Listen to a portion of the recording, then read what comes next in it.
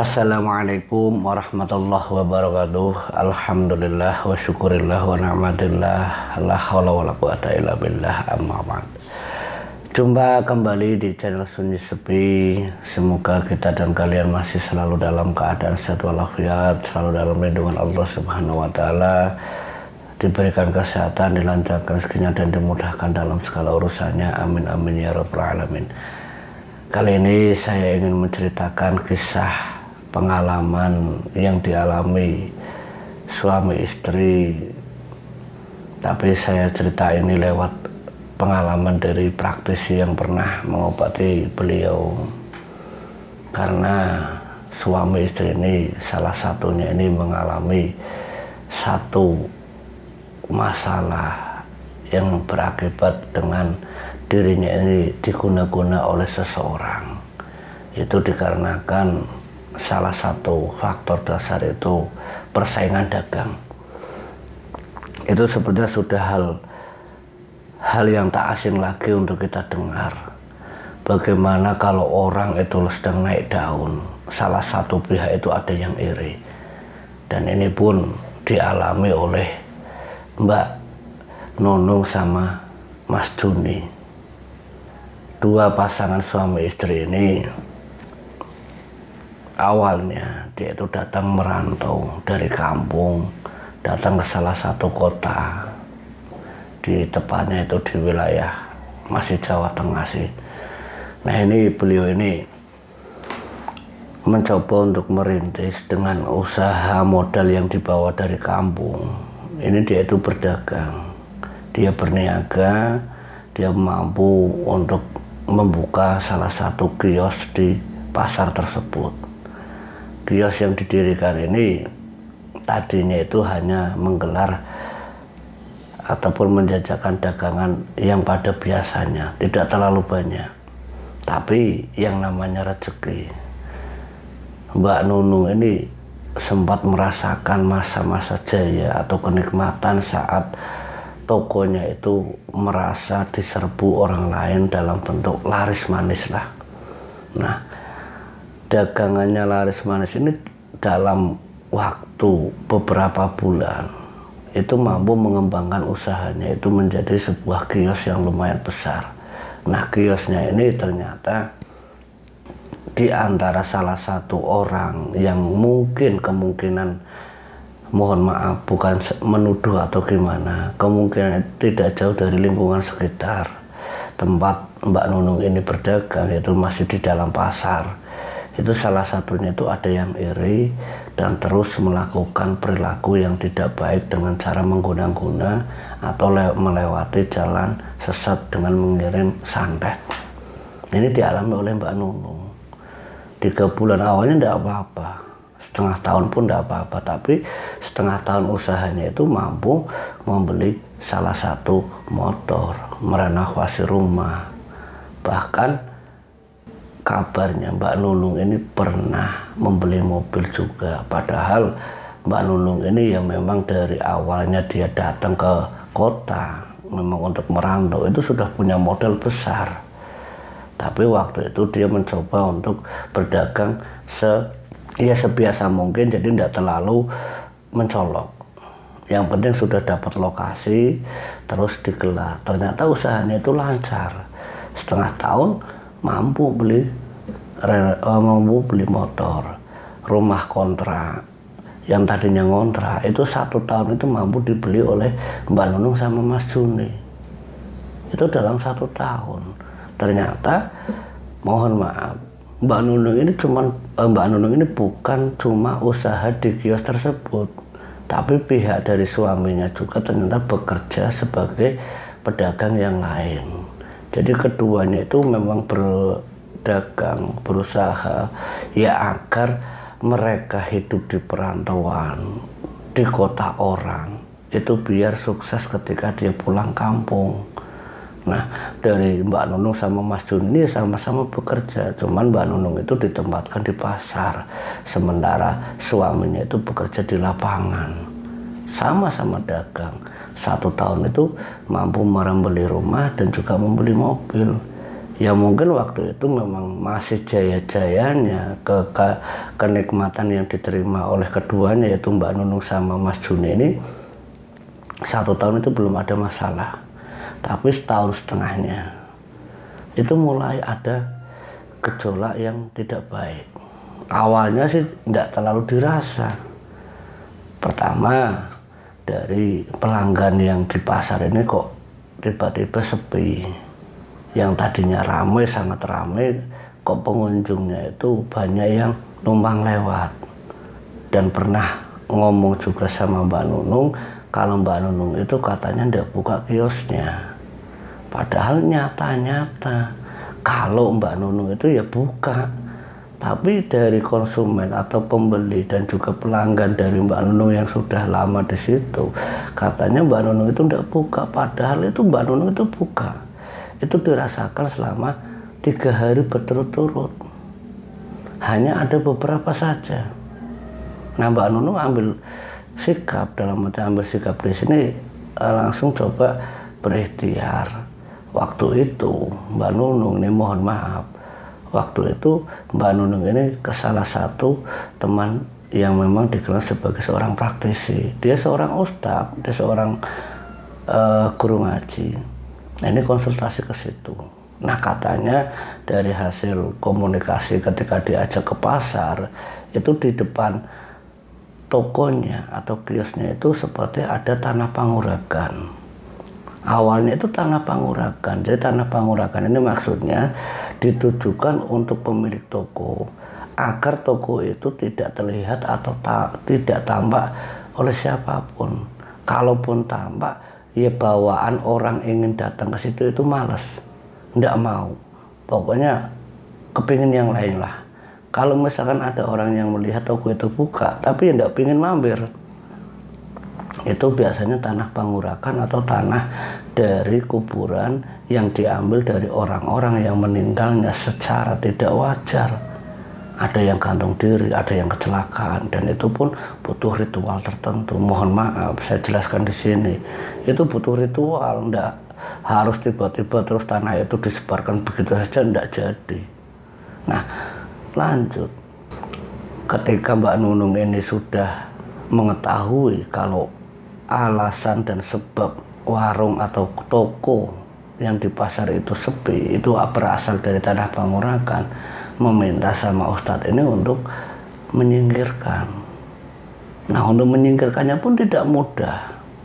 Kata Ustadz itu butuh waktu berapa hari untuk dia itu berikhtiar dengan berdoa, bermunajat kepada Sang Pencipta, yaitu Allah Subhanahu wa Ta'ala. Ya alhamdulillah, seminggu, dalam kurun waktu 7 hari atau seminggu itu, tanah panguragan atau tanah kuburan itu kekuatannya itu melemah atau luntur. Itu kali pertama Mbak Nunung 1,5 tahun usahanya itu pernah mengalami sepi itu 3 hari. Waktu pertama 1-2-nya itu tidak terasa, tapi 3 harinya itu benar-benar dirasa. Kenapa? Hanya sampai Mbak Nunung itu ambil sikap dengan cara mendatangi temannya yang seorang guru ngaji atau ustadz itu. Ternyata dugaannya benar, firasatnya Mbak Nunung benar, kalau di depan kiosnya itu ada tanah kuburan. Nah, setelah seminggu itu kekuatannya itu melemah, kembali normal. Satu persatu konsumennya itu datang lagi. Nah, saat datang itu pernah ada yang bilang, Mbak baru pulang kampung, Mbak Nunung baru pulang ya, kok baru buka lagi? Saya kan udah nunggu udah lama, ini udah 10 harian kok udah buka. Mbak Nunung sempat bingung, saya itu buka, tapi para pelanggan itu meyakini bahwa mereka itu tidak melihat Mbak Nunung yang saat itu sedang buka. Nah, dia meyakini, para pelanggan itu meyakini dengan pembicaraannya sama Mbak Nunung, kalau apa yang mereka lihat ya warung atau tokonya itu tutup. Wah, waktu itu benar-benar, apakah pengaruh dari yang dimaksudkan guru ngaji itu, tanah panguragan itu, konsumen mulai berdatangan lagi. Nah, ini setelah hampir 1-2 bulan kemudian dari setelah mengalami kejadian lewat diserang dengan tanah kuburan itu, 2 bulan kemudian mungkin ada yang masih iri lagi, tidak menerima. Nah, entah dengan jalan apa Mbak Nunung itu tiba-tiba merasa sakit. Waktu itu Mbak Nunung tidak tahu apa-apa. Dia tuh sakitnya tuh gimana ya, kalau Mbak Nunung bercerita, lehernya itu terasa susah untuk menelan, susah untuk memasukkan satu makanan atau minuman. Jadi seakan-akan itu lehernya itu sangat sempit, dan itu butuh waktu lama untuk 1 gelas air putih itu bisa masuk ke tubuhnya. Itu butuh waktu yang lama.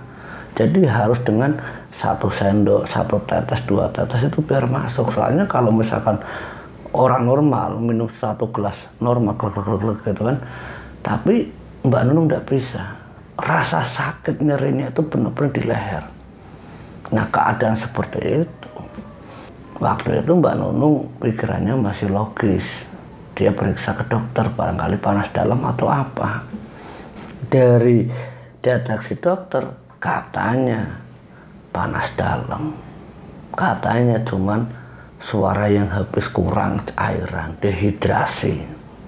Tapi anjuran dokter ini setelah diberikan resep dokter obatnya itu tidak merubah apa yang dia rasakan. Dia harus berdagang dengan suara yang serak. Itu yang dialami Mbak Nunung. 1 minggu di rumah sakit tak ada perubahan, dia balik lagi ke pasar. Ternyata kondisinya Mbak Nunung waktu itu, kata suaminya juga ini yang namanya Mas Juni, itu disuruh untuk istirahat. Udahlah Bu, istirahat, nggak usah ke pasar dulu, kondisinya ibu belum stabil. Nggak Pak, sayang, barangkali pelanggan ini nyari toko atau kios kita sudah seminggu nggak buka. Bapak tenang aja di rumah, ibu mau buka kiosnya. Nah, berangkat Mbak Nunung, tapi keadaan itu benar-benar terasa sangat sakit. Nah, saat berangkat hari pertama itu, rasa nyeri sama panas di leher itu benar-benar membuat Mbak Nunung itu merasa sakit sekali, sampai dia waktu itu berangkat dari rumah atau dari rumah yang baru dia beli ini 7:30 sampai pasar itu jam 8 pagi, baru buka setengah jam, dia tuh udah meronta-ronta kesakitan. Akhirnya tidak buka kiosnya. Baru ada pelanggan beberapa yang datang, langsung ditutup. Dia balik lagi ke rumah, ngobrol sama suaminya. Ternyata suaminya ini sudah berangkat duluan, sudah berdagang. Dia harus nunggu suaminya, yaitu Mas Juni. Setelah duhurnya pulang, bukan sore, duhurnya pulang, waktu mau sholat duhur ini, keduanya ini, Mbak Nunung ini cerita sama suaminya, Pak, ini leher saya sakit, ini kenapa? Kata dokter, saya dehidrasi, panas dalam, tapi kok tidak ada perubahan. Nah, gimana Pak? Nanti kita coba ke spesialis dalam, barangkali ibu kenapa-napa. Berangkat, sorenya itu langsung berangkat. Pak Juni ini tidak berangkat melanjutkan pekerjaannya, tapi mengantar istrinya itu untuk berobat lagi. Diantar Mbak Nunung sampai ke dokter spesialis dalam. Nah, dari deteksi dokter katanya di lehernya itu seperti ada tumor, atau mohon maaf, pokoknya seperti ada semacam daging tumbuh atau semacam benjolan yang membuat asupan makanan atau minuman itu seperti ada penghalangnya. Itu kata dari dokter spesialis dalam waktu itu. Tapi apa yang dikatakan dokter, benjolan tersebut setelah di ronsen itu tidak nampak, tapi ketika Pak dokter ini merabanya, itu nyata-nyata seperti ada benjolan. Nyata-nyata ada benjolan yang seperti mengganjal di leher. Tapi ketika di ronsen dalam bentuk sinar X itu, sama sekali tenggorokannya tidak ada apa-apa. Ini yang membuat sempat keanehan dokter sama Mbak Nunung, apalagi suaminya Mas Juni yang waktu itu mengantar. Sebenarnya ada apa ini Pak dokter? Ini ya kalau saya tahu, kata Pak dokter itu ya penyakitnya ibu seperti ada tumor atau semacam daging tumbuh di antara tempat untuk menyerap makanan. Tapi yang saya heran, ketika di ronsen itu tidak ada apa-apa. Apa mungkin ibu pernah keselak makanan apa? Coba saya tanya, kata dokter. Mbak Nun coba berpikir ulang, tapi tidak ada satupun makanan yang membuat dia itu pernah keselak atau membuat makanan itu tidak bisa masuk. Nah, singkat ceritanya, hasil dari dokter ini katanya ada semacam seperti benjolan, maksudnya itu mau dioperasi. Tapi Pak dokter ini bingung, mau dioperasi, yang dioperasi sebelah mana, sedangkan di sinar X itu tidak ada tanda-tanda kalau ada benjolan. Disuruh pulang sama Pak dokter. Nah, sesampainya di rumah, Mbak Nunung sama Mas Jun ini kebingungan. Ini harus kemana lagi, Bu? Kondisinya ibu itu semakin lama semakin memburuk. Ibu tidak makan udah berapa hari. Minum itu susahnya nggak ketulungan. Makan apalagi. Tubuh yang tadinya gemuk, hanya dalam kurun waktu berapa hari itu tubuhnya itu seperti ya kurus. Ya karena kurang gizi. Tubuhnya kurus terus menerus. Dan itu berlanjut sampai 1 bulan. Bingung Mas Juni sebagai suami. Akhirnya toko yang di pasar tutup. Dia tutup ya karena tidak bisa melanjutkan usaha yang di pasar tersebut karena belum ada penggantinya. Sementara suaminya juga punya usaha yang lain. 1 bulan lamanya Mbak Nunung merasakan sakit itu. Inisiatif dari Mas Juni ini akhirnya datang lagi ke dokter spesialis yang lain, yang tujuannya untuk menanyakan apa sebenarnya yang dialami oleh istrinya. Hasil dari deteksi dokter ini katanya sama seperti ada benjolan. Ketika di ronsen, nah itu baru kelihatan. Tapi dulu, sebulan yang lalu itu tidak ada. Ketika di dokter spesialis yang kedua, itu benjolannya itu nambah seperti daging tumbuh. Dan itu benar-benar ada. Nah akhirnya kan karena ada benjolan di antara tempat untuk menyerap makanan, seperti apa ya, mohon maaf, ya benar seperti jalan lah, jalan untuk air atau makanan ini yang menyumbat di lehernya. Akhirnya istrinya itu dioperasi. Yang membuat aneh dokter waktu itu, ketika dioperasi benjolannya itu seperti tidak ada. Dokter itu sempat bingung yang operasi ketika menyampaikan setelah operasinya ke Pak Juni, mohon maaf Pak, kenapa istri Bapak itu aneh kenapa? Waktu saya raba ada benjolan, waktu saya ronsen ada benjolannya. Itu nyata, bukannya Bapak lihat sendiri. Tapi setelah beberapa jam operasi di leher, itu tidak ada satupun barang yang ditemukan selain keadaan normal leher ibu. Dan terus saya jahit lagi karena tidak ada apa-apa. Nah, terus gimana nih Pak dokter? Ya tidak apa-apa, tapi mohon maaf itu butuh perawatan terlebih dahulu. Butuh perawatan, menenangkan, barangkali ibu ini punya hal-hal yang lain. Mengikuti saran dokter ini, akhirnya Pak Nunung sama Mas Jun ini 2 hari 2 malam itu ada di rumah sakit tersebut. Nah, setelah 2 hari 2 malam di dokter spesialis itu, ternyata biaya operasinya itu harus menjual salah satu mobilnya. Karena memang waktu itu belum ada yang namanya BPJS atau KIS dan yang lainnya. Dijual salah satu mobilnya itu untuk membayar biaya operasi istrinya. Jadi satu persatu apa yang dimiliki oleh Mas Juni sama Mbak Nunung dalam kurun waktu itu hampir setengah bulan, itu hampir semuanya itu sudah terjual. Hanya sisa 1 rumah yang dulu dia ngontrak yang sudah dibeli, sementara tokonya atau pasarnya itu sudah lama tutup. Nah ini yang membuat Nunung atau Mas Juni ini bingung. Sebab apa kok sampai Mas Juni sempat bingung, yang membuat istrinya sakit itu siapa? Pernah punya pikiran seperti itu Mas Juni. Nah itu akhirnya datang ke salah satu praktisi, yaitu seorang kiai, ulama, termasuk ulama besar di kampung tersebut. Nah ini disarankan oleh temannya waktu itu Mas Juni ini untuk datang mencoba minta bantuan doanya kepada Pak Kiai itu untuk istrinya sampean Mas Juni.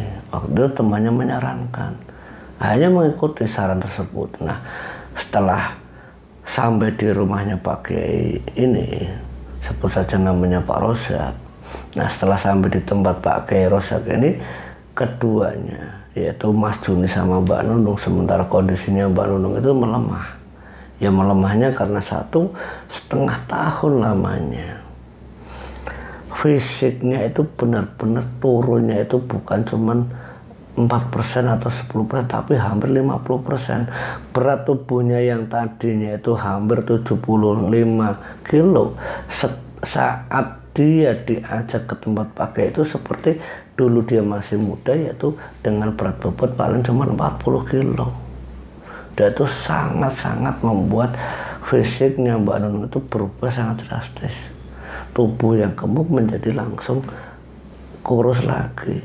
Nah, kedatangan Mbak Nunung sama Pak Kiai ini akhirnya kan ditanyakan, sebab apa kalian kesini? Nah, diceritakan satu persatu tentang tanah kuburan. Nah, setelah kejadian tanah kuburan itu selesai, berbulan kemudian Mbak Nunung itu mengalami kejadian sakit yang sampai sekarang hampir setengah tahun lamanya. Istri saya, Pak Juni, menyampaikan ke Pak Kiai, istri saya itu Nunung ini tidak bisa makan dan minum seperti halayaknya orang biasa.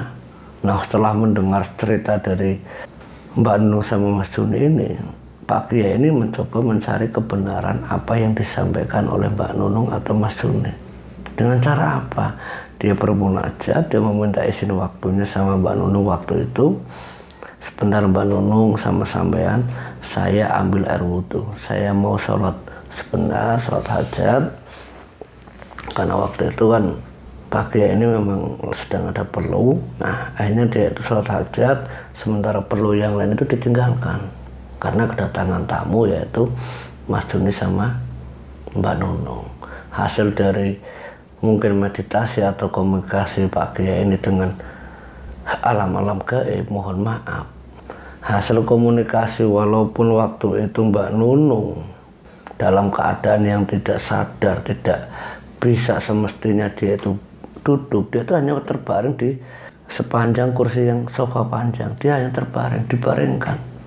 Akhirnya Pak Kiai ini bangun, ada apa Mbak yang dirasa di mana? Ketika sampai di leher, Pak Kiai ini sempat terpental, astagfirullahaladzim, dia sempat terpental duduk di kursi yang lain. Kenapa Pak Kiai? Ini Mas Juni, mohon maaf, kata Pak Kiai.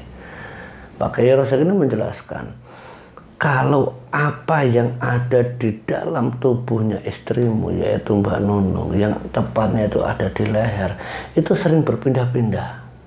Kadang dirasa di pinggang, kadang dirasa di dada, dan kadang dirasa di kaki. Jadi apa yang dilakukan dokter waktu itu tidak melihat apa-apa, itu wajar. Karena ini bukan daging ataupun seperti benjolan-benjolan yang lain. Tapi ini ada satu hal yang pasti tentang penyakitnya Bu Nunung yang ada di bagian leher. Tapi sebenarnya penyakit ini itu kadang pindah-pindah, seperti yang saya jelaskan tadi. Ini bukan penyakit biasa, tapi ini penyakit yang dikirimkan oleh orang yang berilmu hitam, yang tujuan utamanya orang ini mengirim penyakit ke Ibu Nunung. Tujuannya satu, melemahkan fisiknya Ibu Nunung. Itu yang pertama.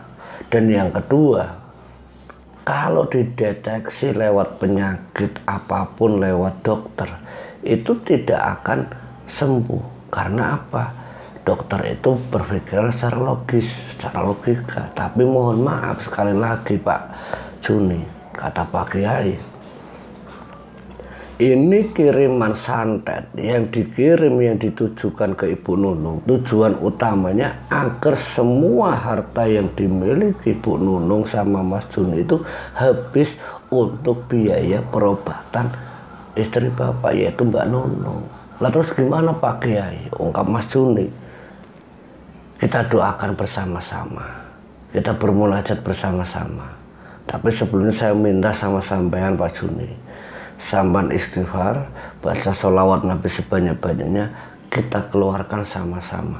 Saya tidak bisa apa-apa Pak Kiai.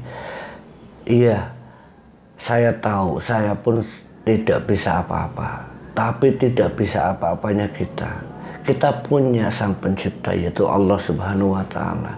Yakinkan hati iman kita bahwa segala sesuatu yang sudah ada, baik buruknya, pasti ada baiknya. Di balik keburukan pasti ada kebaikan, dan sebaliknya di balik kebaikan ada keburukan. Sampean tinggal istighfar sama baca sholawat Nabi. Nanti yang lainnya biar saya bantu untuk mengeluarkan apa yang ada di dalam tubuhnya Mbak Nunung. Semoga Allah mengizinkan. Iya Pak Kiai, tapi sebelumnya sampean air wudhu dulu. Tapi sebelumnya sampean ambil air wudhu dulu sana, biar keadaan sama itu suci ketika sampean itu berdoa. Iya Pak Kiai. Mohon maaf, kamar mandi di mana? Ada di lorong belakang, ada di kamar belakang lewat lorong tengah ini. Iya Pak Kiai, sebentar. Pak Jun ini masuk ke rumah Pak Kiai, di situ ketemu kamar mandi. Setelah itu dia datang lagi di tengah. Sudah siap Pak Juni? Siap Pak Kiai. Ayo kita berdoa bersama-sama. Sementara keadaan Mbak Nunung itu masih tergeletak atau masih terbaring di sofa. Setelah Mas Juni ini baca istighfar sama baca sholawat Nabi, entah apa yang dibaca Pak Kiai, kata Mas Juni, Pak Kiai ini menggerakkan tangannya itu seperti kayak menarik-narik, tarik-tarik. Nah, ketika satu tarikan itu Pak Kiai itu sempat terpental lagi, duak jatuh, bangun lagi. Kenapa Pak Kiai? Enggak apa-apa, teruskan baca istighfar sama sholawat Nabi yang lebih kencang lagi. Dibaca lagi, terus Mas Juni ini baca sholawat terus menerus. Nah Pak Kiai ini ada satu kalimat, ya Allah barokah sholawat ini aku minta darimu ya Allah. Saya minta barokah sholawat ini untuk mengeluarkan apa yang ada di dalam tubuhnya Mbak Nunung. Keluarkan dengan barokah sholawatmu ya Allah. Dengan segala kekuatan doanya, barokah doa itu hanya bisa membuat Mbak Nunung itu seperti teriak-teriak. Sakit, panas, tolong. Suaranya itu serak-serak sekali. Mbak Nunung itu ketika sholawat Nabi dibacakan terus-menerus oleh suaminya, sementara Pak Kiai ini berdoa, bermunajat sembari menggerakkan tangannya di antara tubuhnya.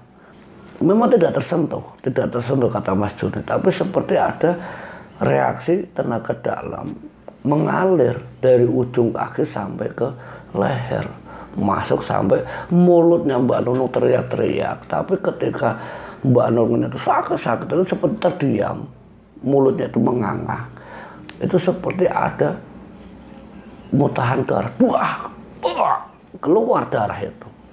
Darahnya pun keluarnya itu bukan warna merah biasa darah, tapi setengah hitam. Darah itu setengah hitam, jadi ya mohon maaf seperti darah yang sudah menggumpal, seperti darah itu kotor keluar dari mulutnya. Tapi ketika darah itu keluar tanpa disadari Mbak Nunung ini minta air, Pak Kiai, minta air Pak Kiai. Diberikan air yang sudah disiapkan oleh istrinya Pak Kiai tadi, itu air teh itu diminum tanpa disadari. Air minum itu mudah masuk begitu saja, buat kumur terus buat minum. Dia buang kumurnya di situ, disuruh pakai buang saja di situ, tidak apa-apa, biar nanti dibereskan sama istri saya, kata Pak Kiai. Udah tidak apa-apa, buang saja di situ. Air kumur darah itu dikeluarkan di situ. Habis itu Mbak Nunung itu minum air tehnya sampai satu gelas itu habis. Nah Mas Juni melihat istrinya yang meminum satu gelas itu habis, senengnya nggak karuan ya, karena setengah tahun lamanya istrinya itu kalau minum itu harus dengan sendok dan itu perlahan-lahan. Nah saat melihat istrinya meminum satu gelas air teh yang habis, itu senengnya bukan alhamdulillah sudah sembuh Pak Kiai. Belum, kata Pak Kiai, belum. Ya karena apa? Pengaruh di dalamnya, kata ungkapan atau kalimat yang disampaikan Pak Kiai ini sebagian besarnya, tapi pengaruh yang ada di dalam tubuhnya Mbak Nunung itu juga masih ada. Ini harus dilunturkan sebersih-bersih mungkin. Terus bagaimana Pak Kiai? Caranya gimana? Pesan saya sama sampean Mas Juni, sama Mbak Nunung, saya tidak mungkin datang ke tempatnya sampean tiap hari. Dan sampean pun tidak mungkin juga datang dari sana ke tempat saya itu tiap hari. Jadi gini saja, sampean datang seminggu sekali. Kalau kiranya nanti kurang, dalam tanda kutip ini belum ada perkembangan baiknya, sampean kabari saya, biar nanti kita berdoa bersama-sama. Tapi insya Allah, yang penting pesan saya, setelah keadaan ini, sampean jangan lupa, mintalah perlindungan sama Yang Pencipta, yaitu Allah Subhanahu wa Ta'ala. Perbanyaklah istighfar, perbanyaklah zikir sholawat Nabi, dan mintalah perlindungan. Mintalah perlindungan dengan barokah sholawat, dengan barokah doa-doa yang kalian panjatkan. Semoga apa yang ada di dalam tubuh istrimu, yaitu Mbak Nunung, dan termasuk Mbak Nunung sendiri, bermunajat, mintalah perlindungan. Tapi sebelumnya Pak Kiai mohon maaf ini. Kenapa Mas Juni? Sebenarnya siapa yang mengirim? Siapa sebenarnya yang telah membuat istri saya seperti ini? Itu pertanyaan Mas Juni ke Pak Kiai. Tapi Pak Kiai ini menjawabnya itu dengan bahasa yang santai. Mas Juni, mohon maaf, yang mengirim ini bukan siapa-siapa. Ini semua sudah kehendak yang di atas. Mungkin ini semua adalah peringatan untuk sampean, yang mungkin dengan perantara orang lain yang tidak ingin kehidupan sampean itu lebih baik. Tapi jika Allah tidak mengizinkan sampean seperti ini, istri sampean seperti ini, itu pun tidak akan terjadi. Jadi ini semua sudah kehendak yang di atas. Cuman peringatan dari yang di atas itu berbagai macam cara, termasuk sandat ini. Nah, terus gimana Pak Kiai? Kembalikan saja, terserah yang di atas. Kita pasrahkan permunajat pada yang kuasa. Semoga yang pernah mengirimkan diberikan hati yang terbuka agar dia sadar bahwa apa yang pernah dilakukan itu adalah salah. Kita doakan saja, tidak perlu kita membalas. Kalau kita membalas, kita akan terjerumus ke dalam lembah kesesatan. Karena apa? Itu hanya akan menjerumuskan kalian dalam dendam, dan dendam itu adalah sifatnya iblis. Jadi mohon maaf Mak Juni, jangan sekali-kali sampean ingin membalas dendam terhadap apa yang pernah dilakukan orang tersebut ke istrinya sampean, yaitu Mbak Nunung, termasuk Mbak Nunung juga. Jangan pernah berpikir untuk membalas. Biarkan Allah Maha tahu apa yang terbaik untuk hamba-hambanya. Hanya Allah lah yang maha berkehendak. Kita hanya berharap dan berdoa, tidak lebih dari itu. Ikhtiarlah, berusaha dan berdoa. Itu pesan saya. Pokoknya jangan lupa sholat 5 waktu dilaksanakan, zikirnya diperpanjang, diperbanyak, mintalah perlindungan. Dan pesan saya, kalau kiranya nanti seminggu ke depan kok tidak ada perubahan, sampean datang lagi. Tapi kalau kiranya sudah membaik, cukup sampean hubungi lewat telepon saja. Semoga Allah mengizinkan, semoga Allah berkehendak yang terbaik untuk keluarganya sampean. Iya Pak Kiai, terima kasih. Sementara Mbak Nunung ini dengan keadaan yang masih lemas, sangat-sangat lemas, tapi sudah mampu untuk duduk. Nah ketika duduk itu disuruh sama suaminya, Bu, diminum airnya, itu punya Bapak. Iya Pak, Ibu haus. Nah Pak Kiai ini menyiapkan 1 botol air mineral yang tujuannya air barokah doa itu agar bisa memudahkan melunturkan pengaruh-pengaruh sandat yang sudah ada di dalam tubuhnya Mbak Nunung. Mbak Nunung ini mohon maaf, ini ada air mineral. Nah ini nanti diminum agar apa yang ada di dalam tubuhnya Mbak Nunung itu semuanya bisa bersih. Semoga keluar lewat hadas, lewat cairan kotoran. Kita berdoa saja. Tapi jangan percaya sama air ini, jangan percaya sama saya. Percaya sama yang di atas. Air ini hanyalah sebuah lantaran. Kita berharap karena barokah doa itu ada di air ini. Kita berharapnya seperti itu. Jangan pernah berpikir air ini itu bisa menyembuhkan. Saya ini bisa menyembuhkan. Saya ini tidak bisa apa-apa. Jujur saya itu bukan siapa-siapa. Saya hanya orang biasa. Ya alhamdulillah kalau sampean datang ke sini terus bisa seperti ini. Itu semua atas izin Allah, bukan atas izin saya. Saya jujur saya tidak bisa apa-apa. Iya Pak Kiai, iya Pak Kiai, ungkap Mbak Nunung. Singkat ceritanya, Mbak Nunung sama Mas Juni ini balik.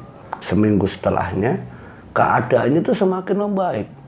Tapi ada satu kejanggalan yang dialami Mas Juni sama Mbak Nunung. Sosok gaib yang pernah menyerang dirinya, yaitu berupa seperti ada pocong, mohon maaf, ada pocong yang dulu pernah ada di tanah Panguragan, itu seperti ada pocong. Itu seperti muncul saat keduanya ini sedang sholat hajat di tengah malam. Dan yang lebih membuat keduanya itu kaget, sakit yang dia alami, sakit yang diderita itu Mbak Nunung ini selama setengah tahun, kata Mas Juni, itu seperti ada satu wajah, seorang wanita yang tak lain itu adalah tetangga dia di pasar.